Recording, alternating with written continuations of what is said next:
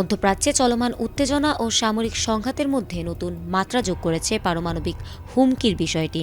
তেহরানকে কেন্দ্র করে উত্তেজনা বৃদ্ধির প্রেক্ষাপটে মার্কিন প্রেসিডেন্ট ডোনাল্ড ট্রাম্প জানিয়েছেন, যদি যুক্তরাষ্ট্র ইরানের ওপর সামরিক পদক্ষেপ না নিত তবে দেশটি মাত্র 2 সপ্তাহের মধ্যে পারমাণবিক অস্ত্র অর্জনের সক্ষমতা পেত।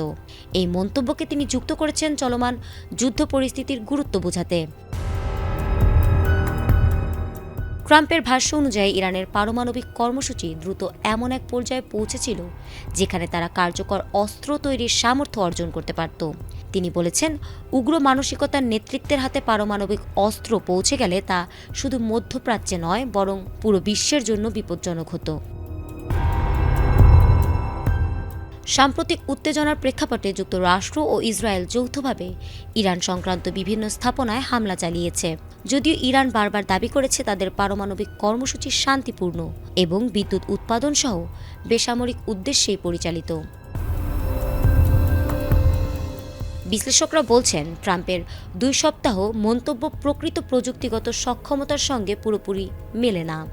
পারমাণবিক বিশ্লেষকদের মতে পূর্ণাঙ্গ অস্ত্র তৈরি করতে আরও সময়, প্রযুক্তি ও পরীক্ষা নিরীক্ষার প্রয়োজন হয়, ফলে বাস্তব পরিস্থিতি রাজনৈতিক বক্তব্যের তুলনায় জটিল।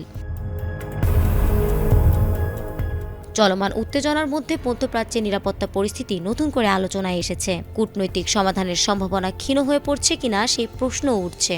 পরিস্থিতি কোন দিকে মোড় নেয় তা এখন নির্ভর করছে সংশ্লিষ্ট দেশগুলোর পরবর্তী পদক্ষেপের ওপর।